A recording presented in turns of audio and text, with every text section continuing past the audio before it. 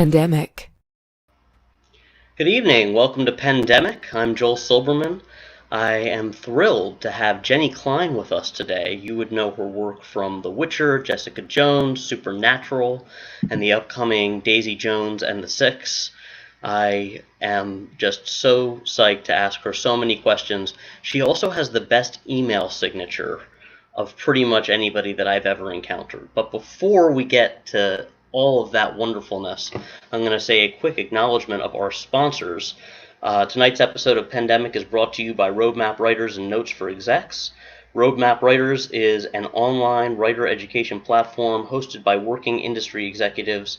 If you're looking for a real-world solution to help develop, market, and sell your script, visit roadmapwriters.com to learn more. Notes for Execs is a company that guides working entertainment executives on how to give better and more effective creative notes. Now they're opening their doors to writers as well, who can learn a lot about their own writing through learning about the notes-giving process. Notesforexecs.com. I will get that memorized. I just don't know exactly when. So, as if time has any meaning anymore anyway.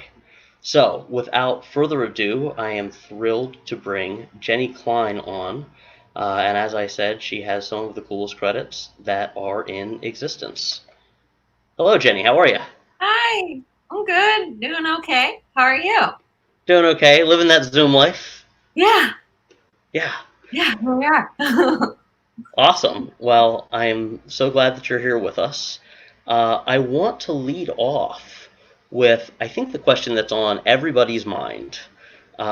In the time, obviously we haven't been able to go out recently, but in the time between when The Witcher came out and when we all had to go inside, did you have a point when you were out during the interim, those 3 months, where you had the opportunity to toss a coin to your Witcher?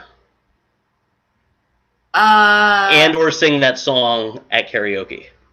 I have not sang it at karaoke. That's a really good idea. That should be my new karaoke song. But I heard it one time on the street, like a teenager was singing it.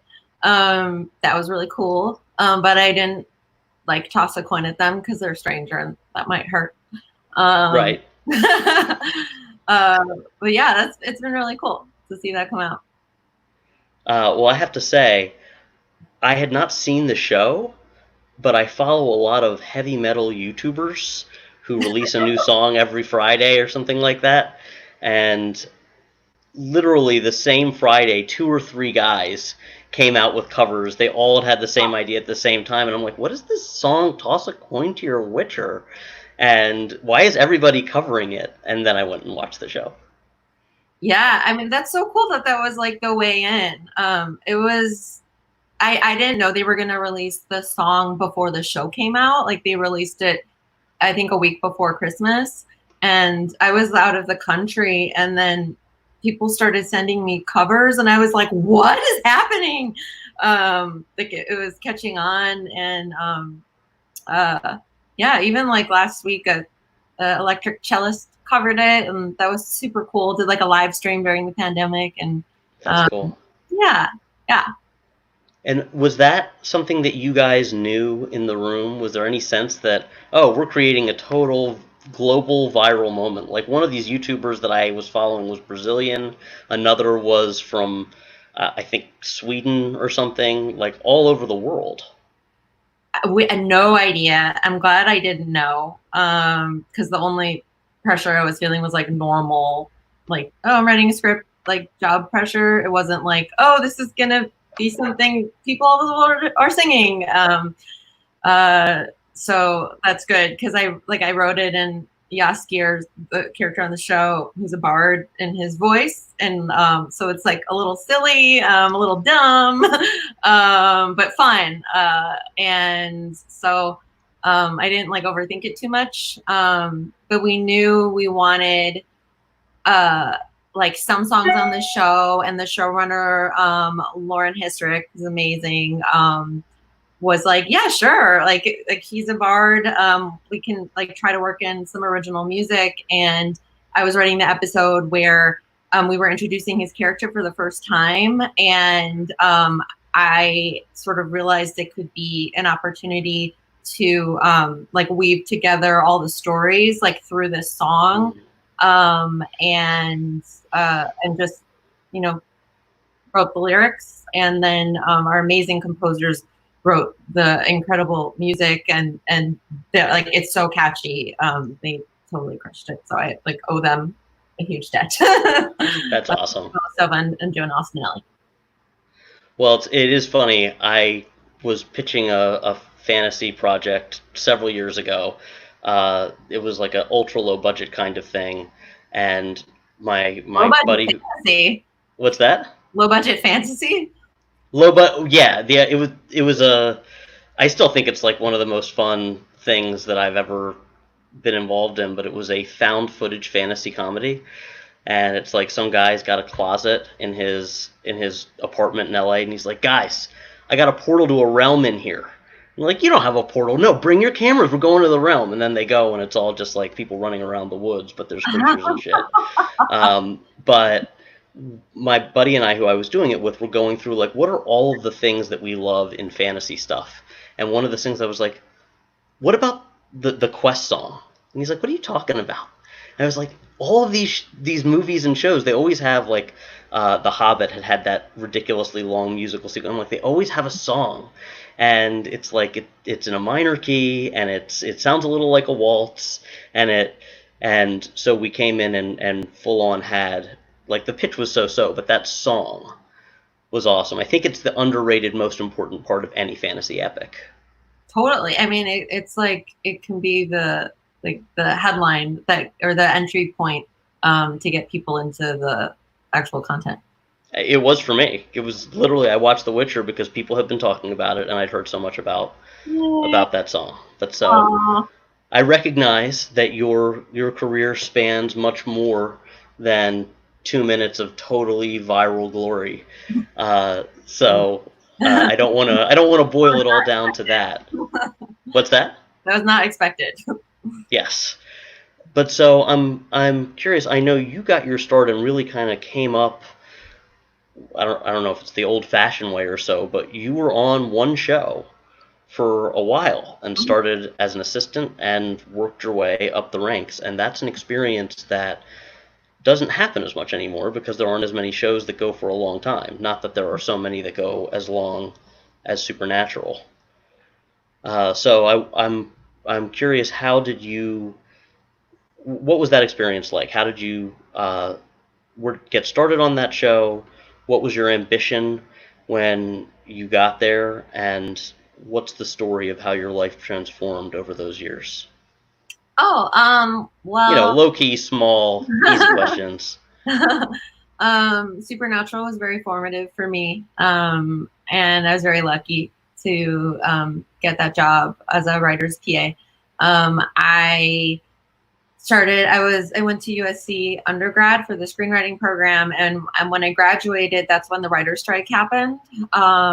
So I was working at LA County Hospital in body computing for like the only female chief of cardiology in the country, Leslie Saxon. It's amazing, Leslie. But I mean, obviously wanted to be a writer, and I knew I was like, I just need to be in a room with writers. I just need to be near them. And I was like writing screenplays at the hospital, which isn't great because it's like serious things are happening there. And I got like a forward from a friend, who was sorry, that's my dog. We'll fix it in post. The assistant at the internship that I had, and she barks at like every time anyone delivers anything. But anyway, I didn't even know what show it was, so I just applied for the writer's PA job and had to start like the next day. And I was a writer's PA for 2.5 years. I was like on that show, like a season is a year, 22 episodes, and then I got promoted to writer's assistant, and I did that for 2 years. And on that show, it was super cool. Like Eric Kripke and Sarah Gamble were down with assistants pitching like stories to get story credits. And I I pitched like several stories, and I got to co-write my first script with Bob Singer, who was EP on the show, and then I think I was a writer's assistant another season, and I got a whole script, and I wrote that script in season 8, and then I got staffed for season 9, and so I left as a co-producer after season 11, and it was just a amazing ladder that I was very fortunate to be on a show with that kind of longevity, and something that I really vibed with tonally, because it's a drama, but it has an edge of humor. It has a lot of weirdness. It was just something I loved writing anyway. So it was a good fit, and it really like helped. It like developed me, and was an amazing place to start. That's an amazing blessing to have, to be able to rise with a show. There aren't many shows that go 15 seasons. There aren't many shows that, even if they do go 15 seasons, have the kind of continuity in the room where somebody can rise up the ranks and get nurtured and educated. I'm frankly kind of envious of that, because in the system I came up with, and everything was just, shows were already starting to be 8 episodes apiece. Right, or just like one and done. One and dones. Yeah. I mean, yeah. And so you said you were always vibing with that kind of material, with stuff that's weird, or I guess a genre fan. Box, I mean. Yes. Mm-hmm. And so what's your background before all that? What got you into genre? What made you interested in this kind of area? What made you funny? Because you are, and you have a good sense of humor, and that is not true of all people who write 1 hours. So who are you? What's your story? Why am I funny? I was like a weird kid. I was just like in my own world, sort of. And my parents are really funny. And I professionally funny, or just incidentally funny? No, like my dad's a optometrist, my mom's a nurse, and a school board member, and they're just like, were really encouraging, and when I grabbed onto writing at a really young age, they just signed me up for summer programs at school, like whatever was available. I'm from Skokie, Illinois.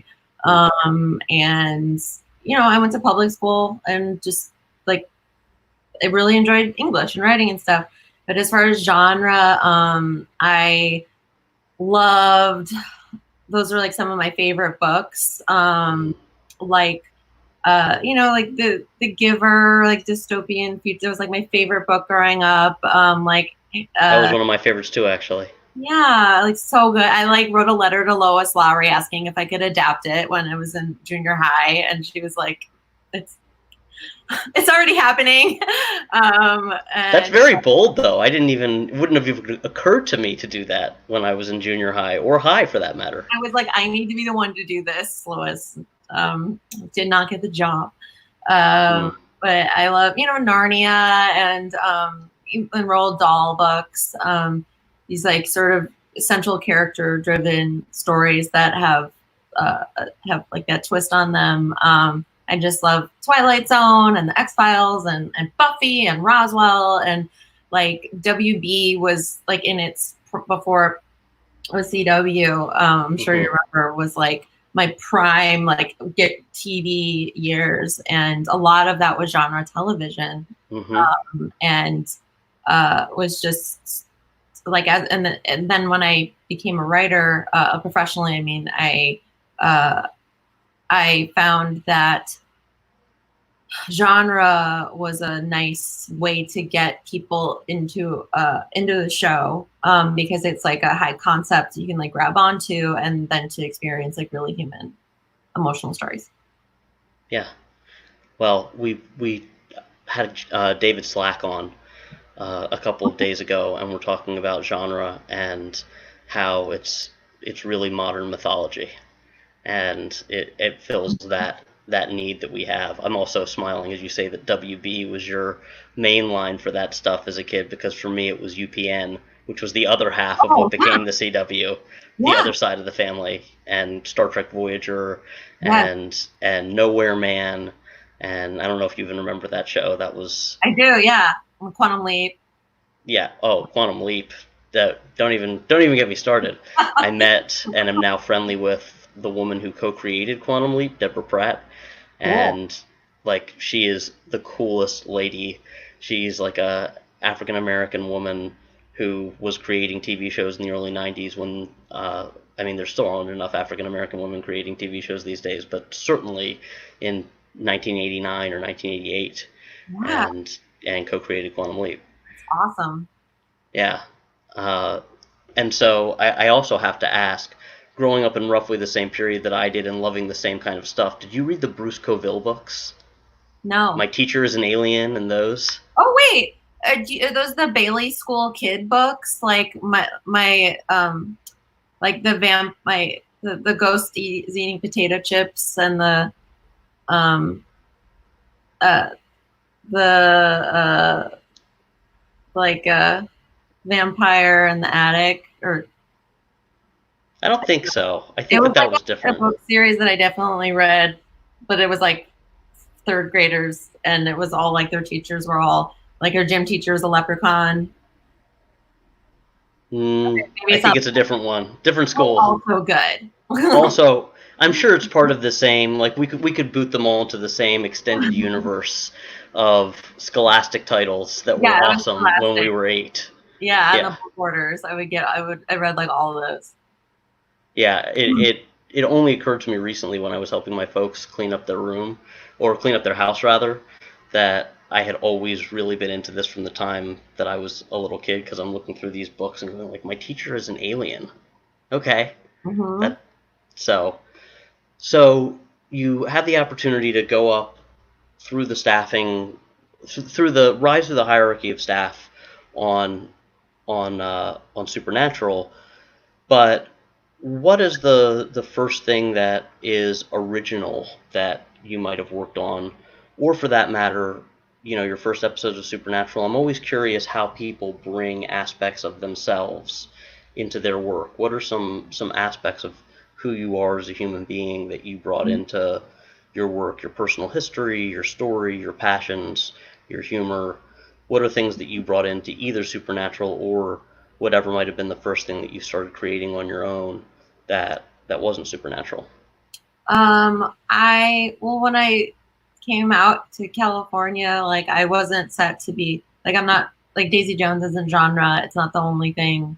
Of course, I don't mean to pigeonhole No, you. no, no, no. I just mean like the when I came out here, I was like, I want to write like historical drama. And part of that comes from being Jewish and um really I know it's like I like just learning about the Holocaust at an early age, and like there's like a whole holiday about remembering and telling, and the whole idea of how important it is to tell the story of something over and over, that there's like a whole holiday about just repeating what happened. Hmm. So like at the same time as I was like into Narnia books, I was reading like all these like Holocaust memoirs, and was just like, oh, I don't know if I can swear on this, but like Oh, you can swear. that this happened, and it created um like just a fascination um with death, but with life and beauty, like persisting through that. So like the first couple things I wrote were like World War II features. Um, and then when I was leaving Supernatural, and I was just like out like into the woods to like, where will I end up?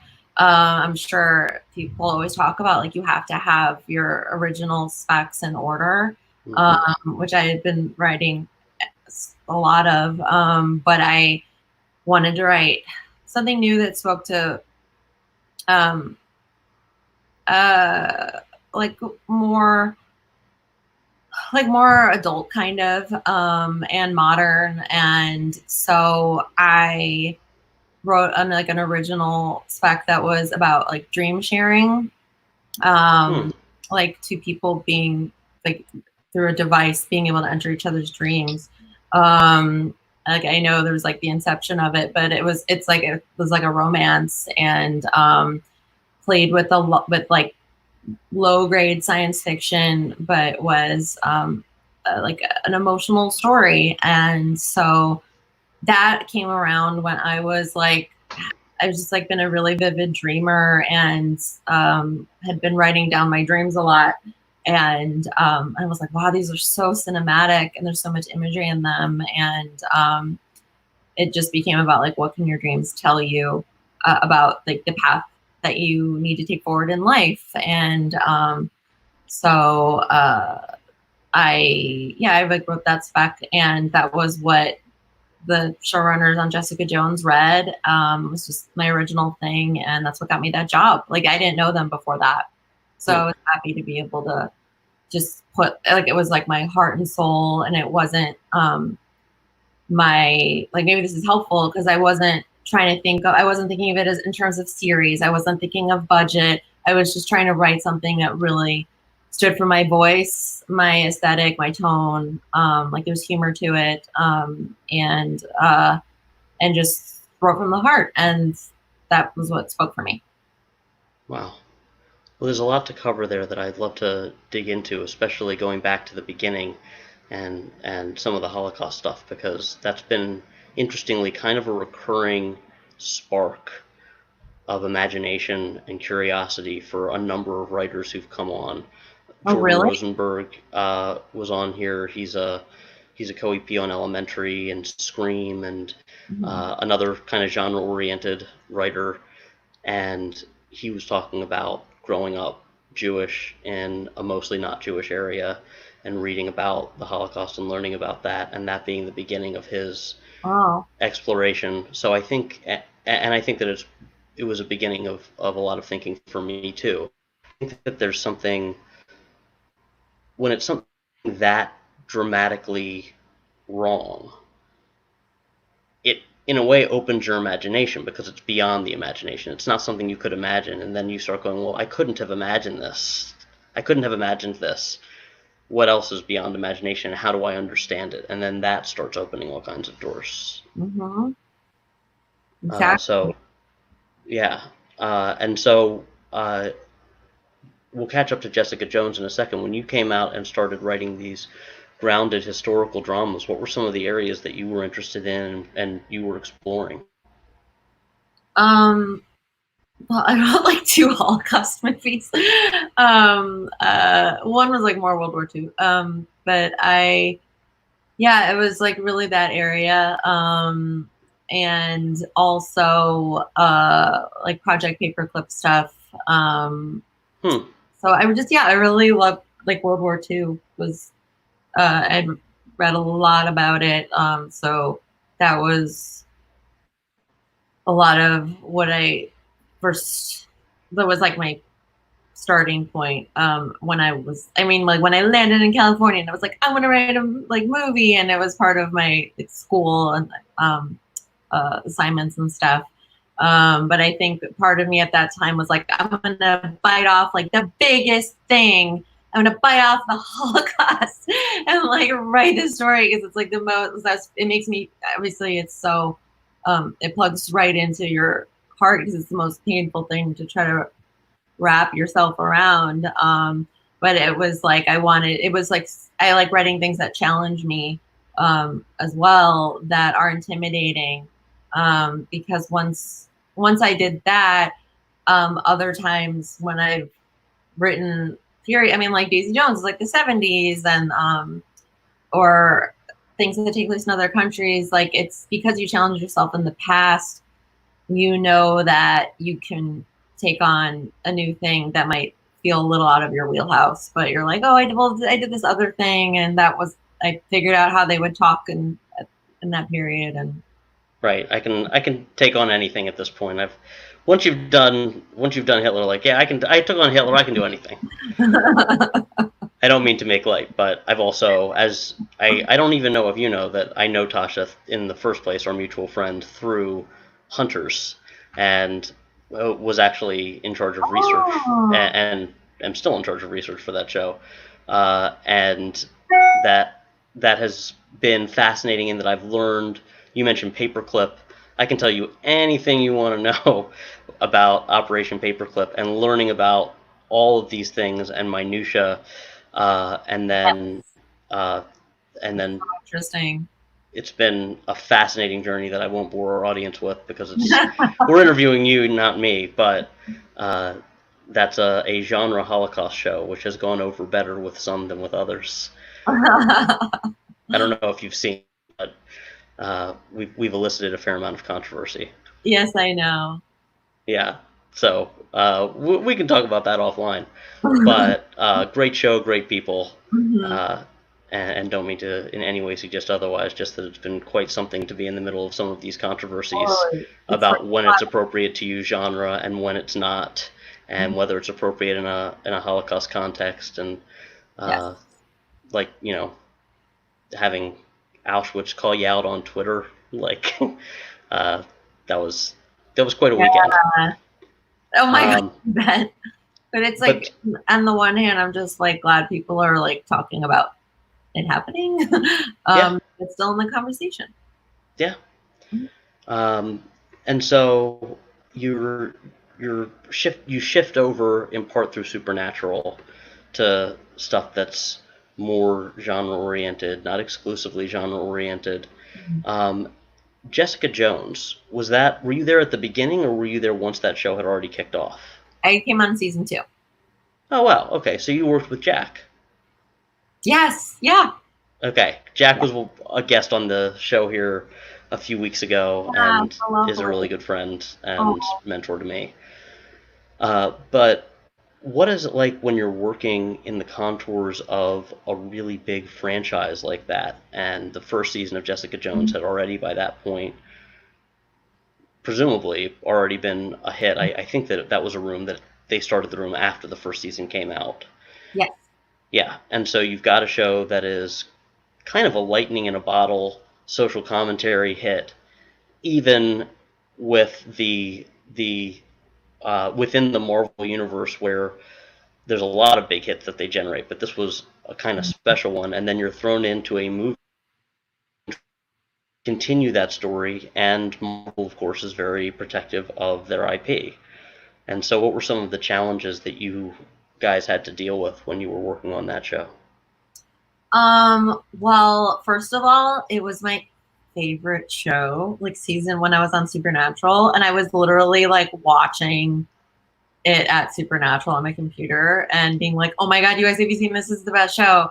And so to get on season 2 was like literally the dream job. I couldn't believe I landed that, and was like, oh, I don't want to like ruin my favorite show. But it was like, I just love that character so much.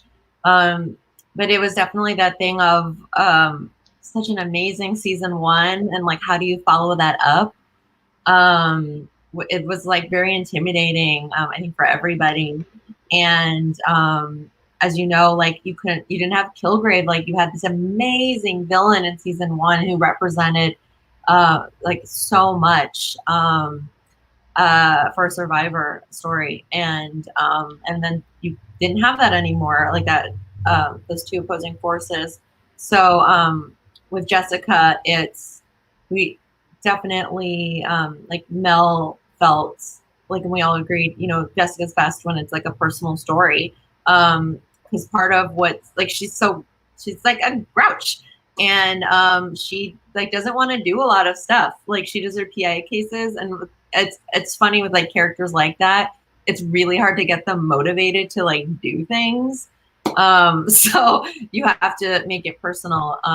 So that's sort of how we generated. I don't know. I don't want to. If people haven't watched it, you know, maybe I shouldn't spoil, but that's where the season. They've had a few years. Villain sort of came about from, but it was like not wanting to let the character down, like as someone that I truly loved. And that was such an amazing room with so many smart people, and it was such an honor to work for Melissa Rosenberg and Rael Tucker. I, especially coming up like Supernatural, we didn't really have much of a room. So I was very hungry to get into like an all day room situation, like, and I loved it. Like I'm like such a room dog. Like I love being in the room and being with other writers. And so that was cool. And then I did Cloak and Dagger, which is another Marvel show, but that was a season 1 show. So I really enjoyed my time at Marvel. I loved writing both shows, but I was also glad that I got to get on a season 1 show after that. And that was where, after like 8 years on Supernatural and season 2 Jessica, I realized like, oh my God, I love being part of the foundational building of a season 1 show. And being able to because the conversations are about like, how do the rules work? Like, what are these initial character arcs? The season 1, I loved Cloak and Dagger. Like it was, and I don't know if you've seen it, but it's like very, I haven't. It's like very lyrical, and topical, and it was just great. It was a great experience. And it's like Marvel gives you the opportunity to have these like emblematic characters, but then tell the stories that you want to like to tell with them that can relate to people. Other people can relate to. And so after that, that was how I ended up on Sacred Lies, because my co-showrunner on Jessica Jones, Rael Tucker, had gone off and created her own show for like Facebook Watch, like their first drama, and asked me to be her number 2. So I left Marvel to go do like another season 1 show, and then season 1, and then The Witcher came up after that, and I was like, another season 1 show. And it's been, I really enjoy that part of the process. That's like the initial world building and character building. It's really fun. That's really interesting, because up until basically right now, I had never been on a season 2 show. I had only been on season 1 shows, and season 1 and out. And aside from sitting on the sidelines without a proper job, observing the burn notice room. And that is interesting. I hadn't thought about how once you get to season 2, yeah, the characters are pretty much set. You don't get the opportunity to mold the world in the same way. Mm-hmm. I'm curious, you mentioned that I'm sorry, if you have something to add, please. But I'm curious, you mentioned about the room or lack thereof for Supernatural. You said that there wasn't that much of a room. How does that show get made without that much of a room? A lot of emphasis is put on individual writer output and creation. So that is like a double-edged situation, right? Because on the one hand, like, well, I sure know I can break an episode by myself. And which is like when you're in development, like it's so important to be able to do that. So I don't have fears like sometimes when you're in like a full room, like people are off on script, you'll end up with like just one other person, and I'm like, this is great. This is like we can do this, and it's, but you want like as many great brains as you can to challenge you. So I love the room, but on Supernatural, it was there was like a room in the really early days when I was an assistant, and then so I took notes and stuff. But then over time, especially my later years there, it was like you like pitch your story ideas, and then it's like, okay, you're gonna write that one, and then you just go off and break it by yourself, or you pull in one other writer who's like your friend to bounce off of. Right. Then they would come in and you would pitch, and you just like pitch a couple hours and develop it with the EPs and get notes, and then you would go to outline. So it was like a very streamlined process, but it put a lot of pressure on pitching. So then I got really good at pitching. So that was like a good skill, because I had to be able to like pitch every beat of the scene of the whole entire episode in like an hour. And without warning.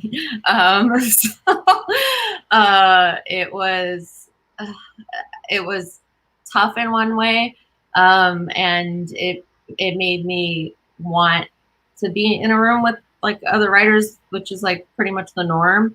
But on the other hand, like, you have a lot of ownership over the story that you're telling, and certainly things end up in there that like weren't your thing or whatever, but more or less it was like up to you, like for better or for worse. So you could, it was like your script, and that's not amazing, because on some shows you're like, it's like 4 people will write one, but like one person's name will be on it, or and it wasn't like that. It was yours, and so when you saw your name on TV, you could feel like proud.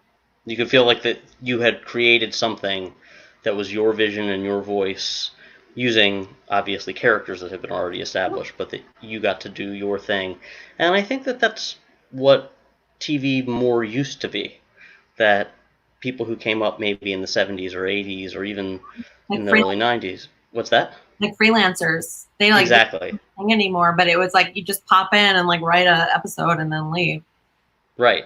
Mm-hmm. And that's why the episodes of those shows would have such different flavors, because there wasn't the room bearing down to maintain the one thing all the way through. If you're comfortable saying, what ultimately made you decide to move on from Supernatural when you could have presumably stayed there for forever? My contract was up, and I just wanted to like go on another show, with like more female characters, and just wanted to branch out. I'd been there for so long, and I'm so grateful, but I was definitely ready to take the leap, and I'm really glad that I did, because I got to be part of so many other worlds after that. But I'll always be like this. It's called like #SPN family. It's a great community, and they're so supportive with so many like nonprofits and like any cause you get behind. And like I met like my life partner Ben on that show, and my best friend Nicole. It's like who was Ben on the show? Now I'm curious. I want the juicy. Was Ben a writer on the show too, or? Yeah, Ben Evelyn. Yeah. That's so cool. Yeah.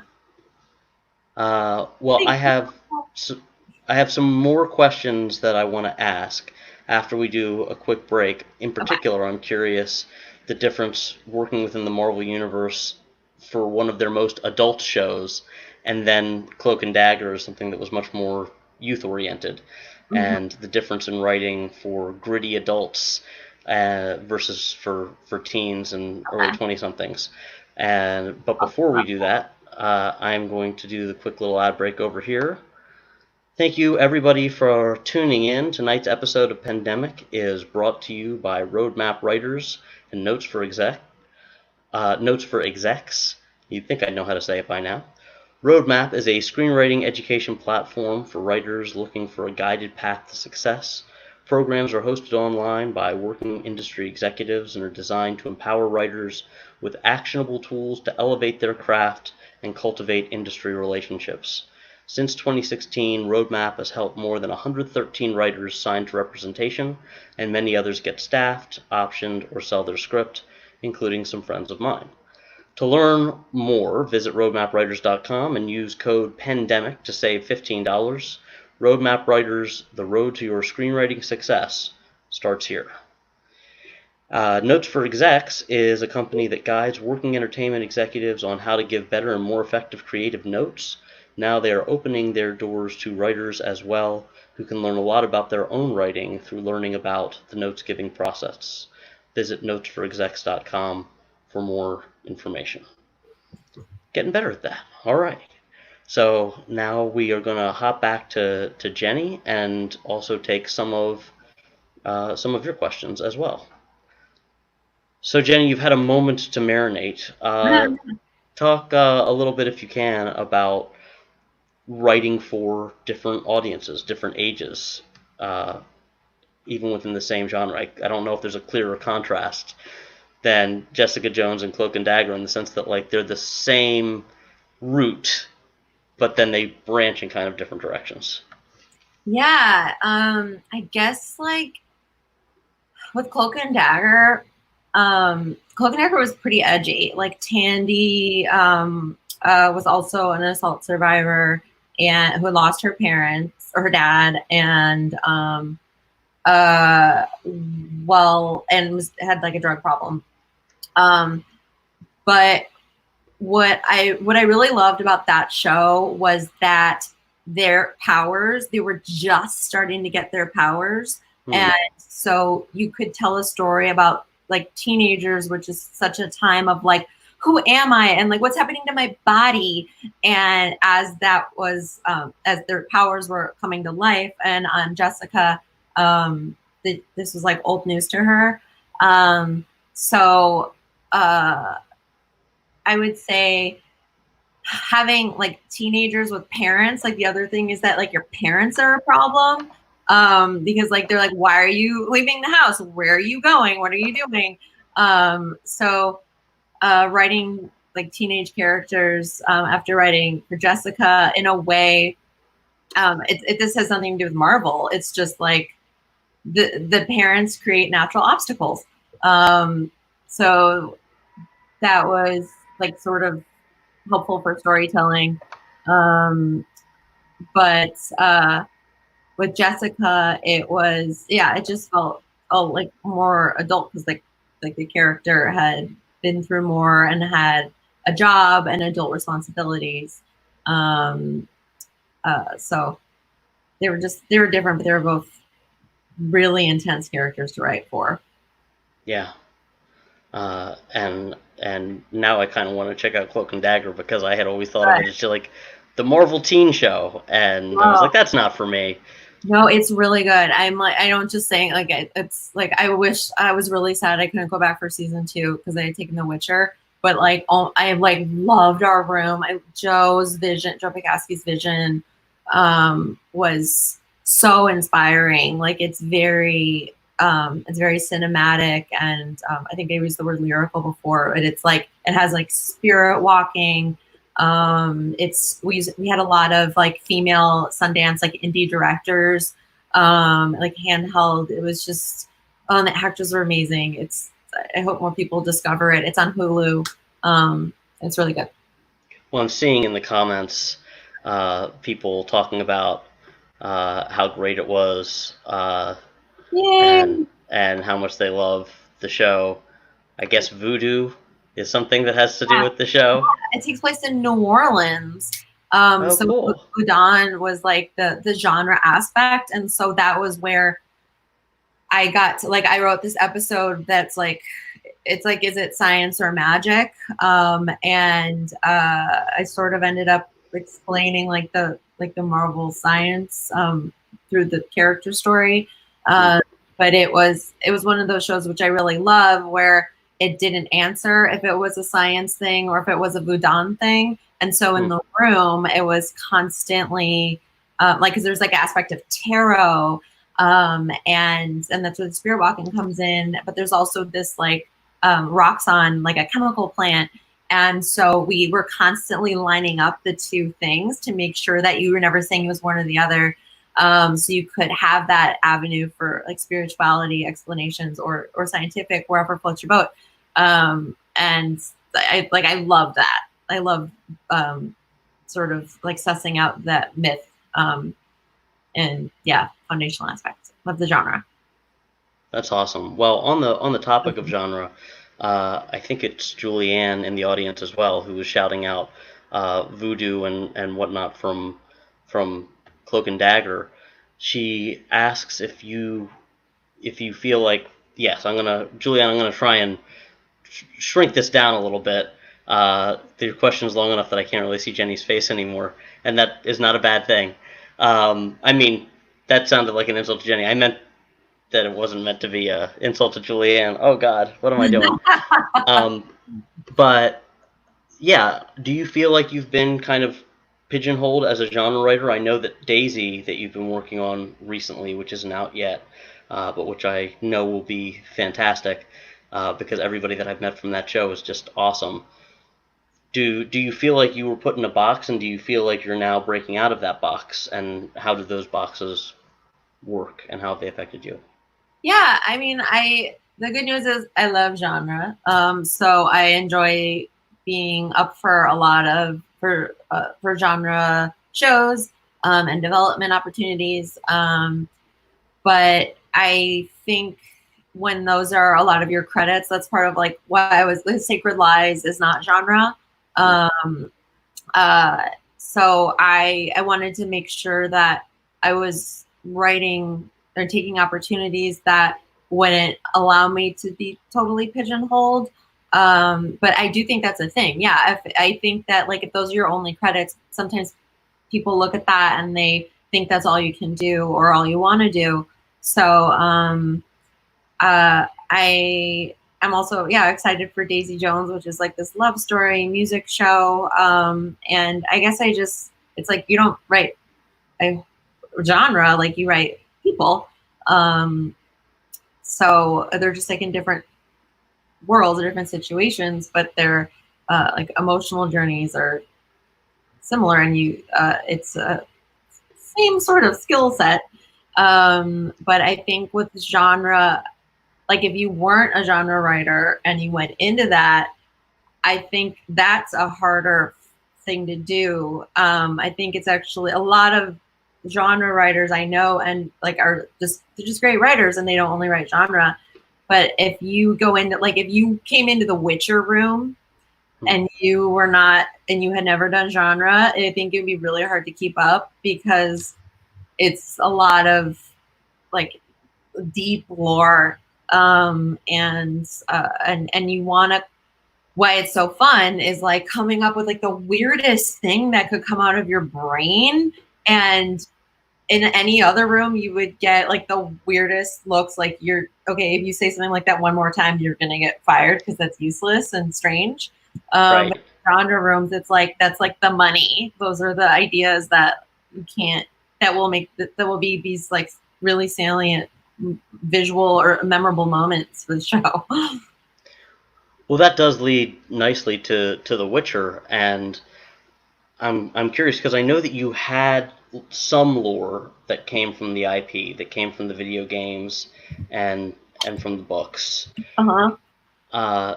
But then, like, what is the process? And really, for any of these shows, I'm so fascinated with the process of world building, and especially when it's happening collaboratively. Uh, what is the structure? How do you go about, and how have the rooms that you've been in gone about building these larger than life worlds? Um, well, with The Witcher, it's based on the books. And our showrunner told us that like each episode would be a different there's like the first book is these short stories.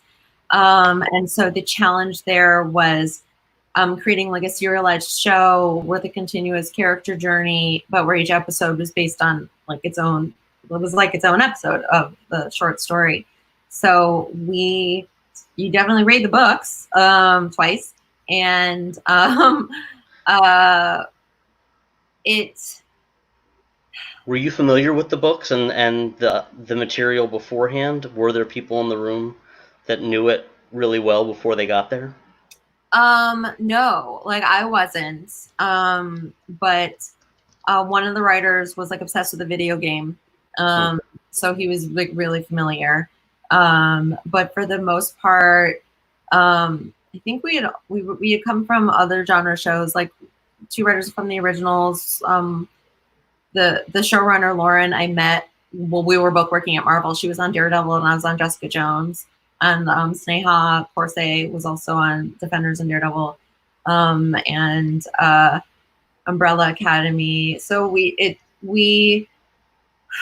I guess, so you have the source material, but then when you get into the actual episode, and you want to have like these really visual moments, I guess what I end up doing is like testing what we can get away with, where even if it's not something that'll end up on the show, you want to sort of test the limits, so you don't you like, I think like with there's like this episode of The Witcher where they're like series in with like the dryads and stuff, and there's this amazing tree that talks to her, which was Declan DeBarra's idea. Like, he's totally brilliant. And we were like, how do they get more women if there are no men in the society? And I was just like, what if they have sex with the tree? And it's like the tree that it's not an idea that goes on the show, but I just mean like, that was entertained for like 5 minutes. We had a conversation about tree sex, and like, is this a show where people have sex with trees? It's not, but but it could have been. It's not, but it's stuff like that that's really fun. And then in other cases, like I wrote episode 2 of The Witcher, and I knew I was writing like Yennefer's origin story, which isn't in the books. It's just referenced that she went to this magic island school called Aretuza. And so we talked with the people that were representing the source material and wanting to make sure everything was in line with the world and stuff. But that was like, okay, we need to have a character journey we need to establish that this character has issues with control and losing it, which is her flaw and her superpower. And so that's where I was like, what if they literally had to catch like lightning in a bottle? And that came from using like what's in the source material that sparks you. And they like mentioned, it's called the Tower of the Goal, Torlara, and it was just like offhanded in the books that they mentioned it was a lightning rod. And I was like, that's really cool. And like, what if we all know the term lightning in a bottle, so it's this like conceptual thing you can like sort of understand. Right. But it used something that was in the books and we just tried to create like a challenge. And it was a lot to pack into that episode. It was hard, but I guess all this to say, world building with source material, it's like seeing what makes you feel excited and sparks you, even if it seems like a really small detail. And if there's a way to build that out to say something about the character, that's sort of where like TV meets IP. Where TV meets IP. Yeah. I now just refer to books as IP. They're like, oh, you're reading an IP. Cool. Yeah. Neat. I love IP. Really. Well, so Eddie in the audience asks how you landed on using multiple timelines for the world stories of The Witcher. I would love to take that a step further and say, not just how you landed on it, that may have been part of the pitch or whatever going in, but writing nonlinear story and some of the challenges that poses when you're dealing with those kinds of multiple timelines like you guys have with Witcher. So that was our showrunner and the creator of the show, Lauren. That was part of her initial take on the property. So she came in with that, and so we knew that was how we were going to be breaking the season.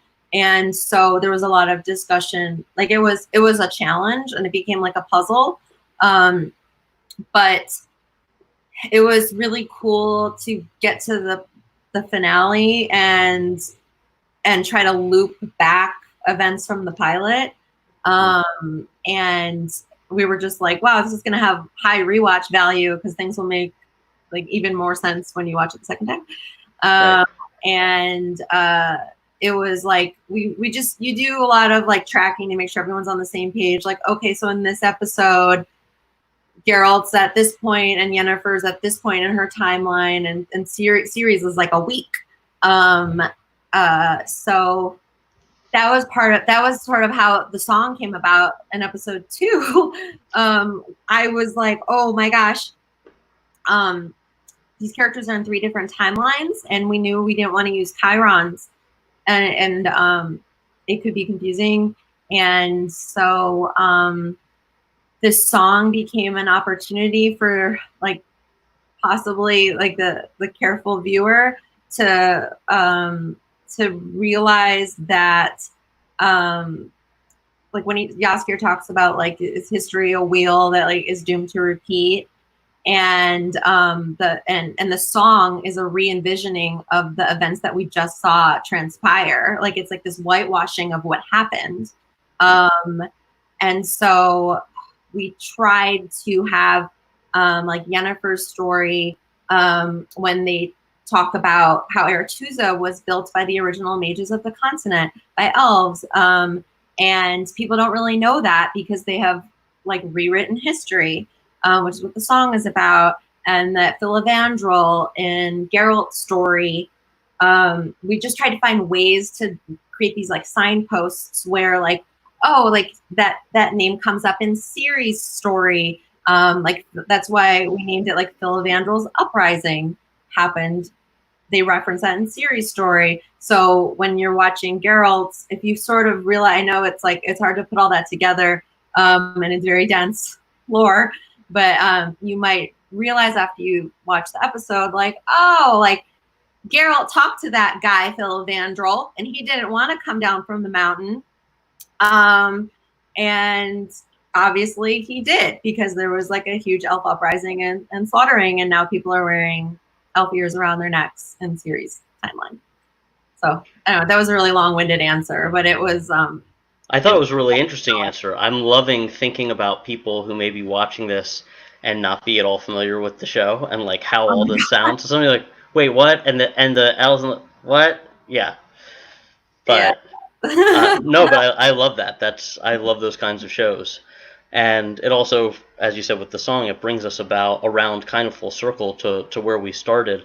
I have one last question, or I guess one last specific question, and a very general question, and you can answer either, both, or whichever, however you choose.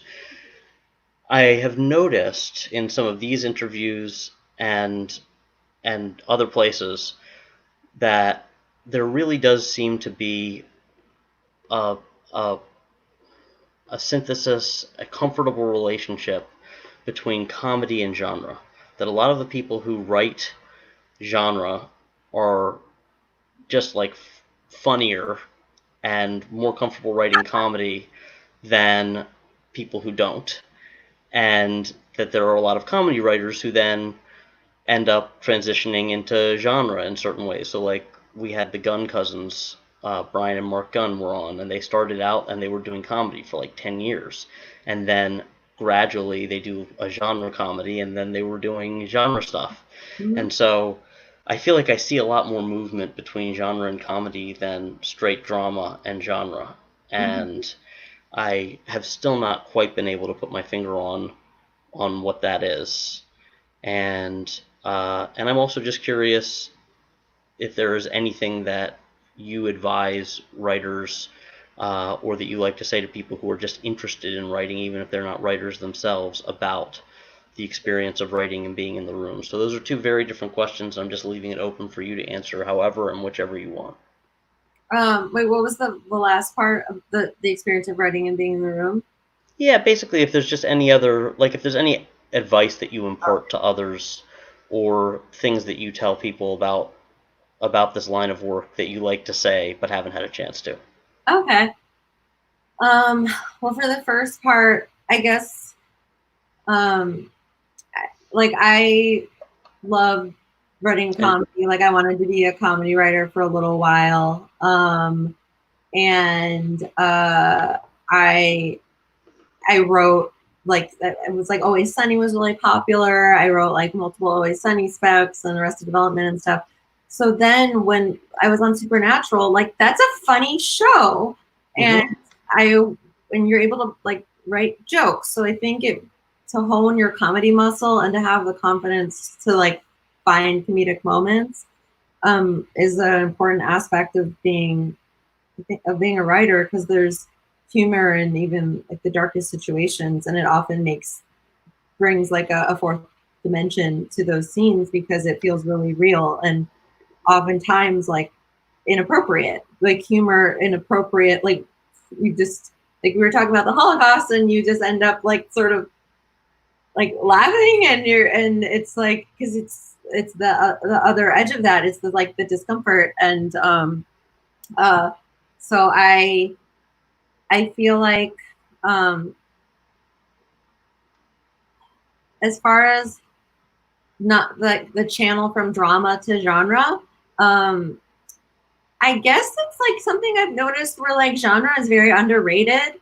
Seldom is a genre movie the Oscar winner. Like it was like Arrival, and that's like they're sometimes nominated, but very infrequently is it like is the TV is genre TV like it took Game of Thrones like the entire run.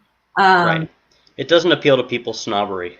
Yes, it does not appeal. And I think it's because people are just like, oh, magic is silly because it's not real, and things that aren't real are silly.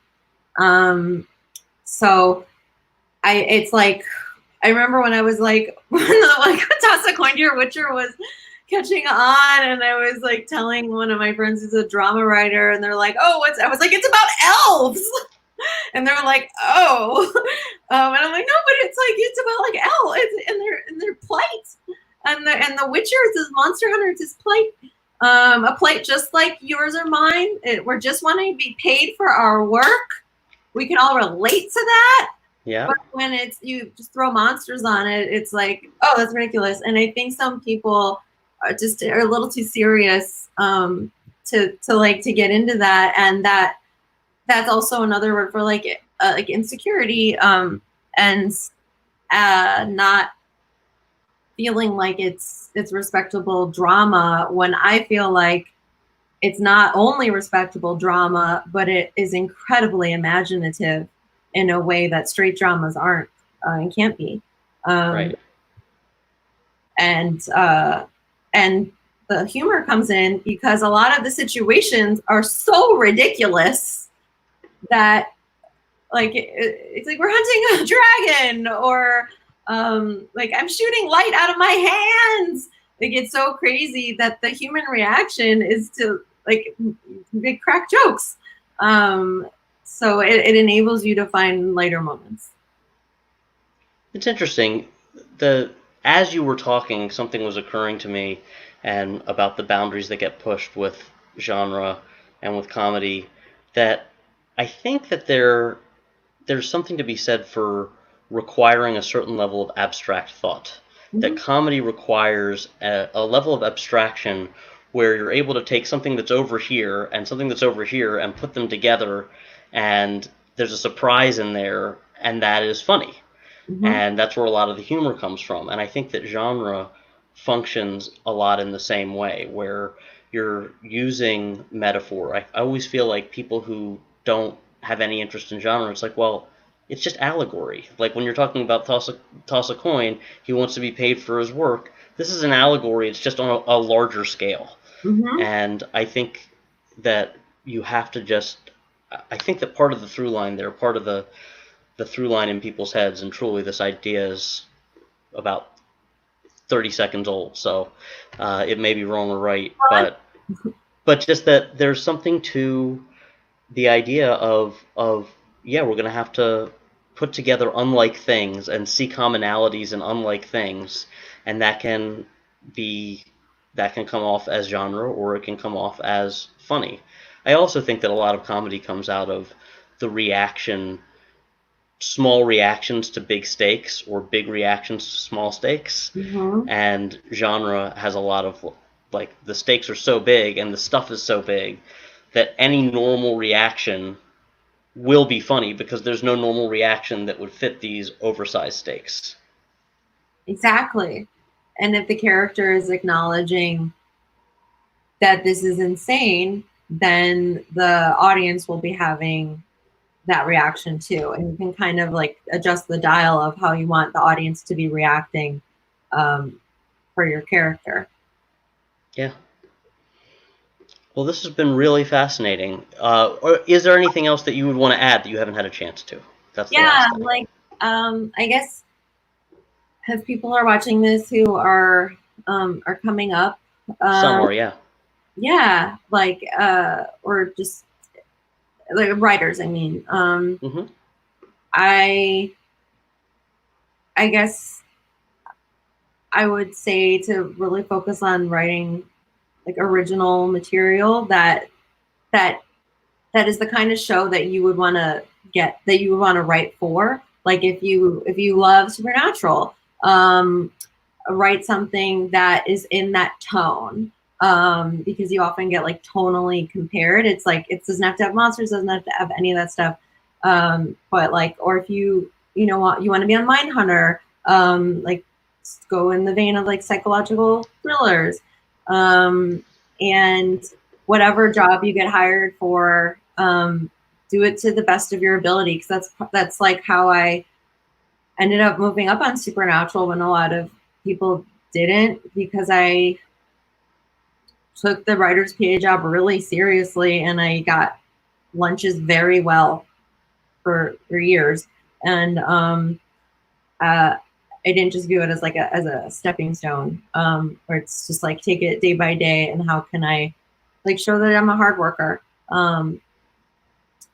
So yeah, those are just like people coming up sort of Cool. advice. And here we have that Jenny met. I met Jenny while I was working. Oh, nice. Hey, Katie. And I will say, in the vein of what Katie wrote, I always will remember fondly people who have been nice to me, and especially when I was a PA and there was no reason for anybody to be nice to me. The people who are kind to the PA are the actual good people. You can tell how good somebody is by how they treat the PA. There was an EP on the first show where I was a set PA actually. Or an office PA. I was getting lunch for the actors, and one of the EPs would not look me in the eye, and it was really weird to me. Yeah, and I will never forget it. Like I remember, I'm like, I don't like. It's sticks in your brain when you're at and people are mean to you, or it's like I'm not friends with them now. Yeah. Well, it is funny because somebody that I am friends with. Oh, yes. Oh no! Frankly, Eddie, it deserved more attention than it got in this interview. Oh my God! So I consulted on that. My partner Ben created it, and there's 2 seasons on Amazon Prime. Everybody's binging. It's so beautiful and poignant and funny and strange, and the entire cast is great. And I agree with you. With Eddie. Yeah, with Eddie. It's so good, and Ben, the whole team did such a great job. I was an associate producer on that, just like creatively helping with story stuff. And well, I was on Sacred Lies at the time. Right. So it was really wonderful, and people should watch it. I know I'm totally biased because Ben made it. Well, yes, but it's also one of those things that's kind of been in my queue and I haven't gotten around to, so now I feel motivated. I really got to do that. And that's a cool arrangement too, to be able to consult and help out on each other's shows. Yeah, it's really nice to have a creative exchange. Awesome. Yeah. Well, I will close with a comment from somebody who maybe knows you, who just says, Lindsay! Jenny! I love Lindsay. Lindsay is also a writer. We met on Sacred Lies, and she's super talented and awesome. And you should have her on here. She's great. And Raina has a comment here that just speaks to my heart, which is that she's a playwright, and the bias against genre in theater is even more intense. There just isn't that much of it out there. Raina, I had a sci-fi one-act play that I managed to get produced now about 5 years ago. There was a thing called Sci-Fest LA that is now defunct, but you would have loved it. And sci-fi theater, we shall make it a thing one day. When we can all go to theaters again. A lot more when it has a sci-fi slant. Yeah. I can imagine that there's not a lot of it. There's not a lot of and I'd also say more women get into genre. That too. Better for it. Yeah. Yeah. It's the female community in genre is really strong and only growing, and it's really nice to be part of it. That's awesome. That's a really good note to end on. So, female genre writers, get cracking. Yeah. There's other more senior female genre writers who want to get to know you and read you. So. Yep. Cool. Well, on that note, Jenny, thank you so much for coming on. I'm going to say a few last words, everybody, before we go, about our sponsors and about upcoming shows. So, as always, Roadmap Writers is an online writer education platform hosted by working industry execs. If you're looking for a real-world solution to help develop, market, and sell your script, visit roadmapwriters.com to learn more. Notes for Execs is a company that guides working entertainment executives on how to give better and more effective notes. Now they're opening their doors to writers who can learn a lot about their own writing through the notes-giving process. Visit notesforexecs.com for more information. And tomorrow night, we will have 2 more female genre writers, actually, in Julie and Shauna Benson, the Benson sisters. They also came up the assistant track. I met them when they were assistants, and they just rocketed up on the 100, and now are on a new Star Trek show, which I'm going to try and get as much information as I can out of them about it, even though I don't know how successful I'll be in that. Next week, we've got a very exciting lineup of guests. Oren Squire, who is on Evil and This Is Us, and The Good Fight is going to be on here. And then on Tuesday, we'll have Javi Grillo Marxish at a earlier time to accommodate his schedule. We'll be going live at 4 p.m. Pacific, 7 p.m. Eastern, and then re-airing during our regular time slot. So thank you all so much for coming and checking us out. And remember to toss a coin to your Witcher. And we'll see you tomorrow night. And thanks as always to Tasha Cerny, our producer, who not only has helped me with all of this stuff, but also knew Jenny and invited her to the show, and that was totally awesome and thrilling. So on that note, I will bid you a good night, and we'll see how our closing credits work. Thanks so much. Good night.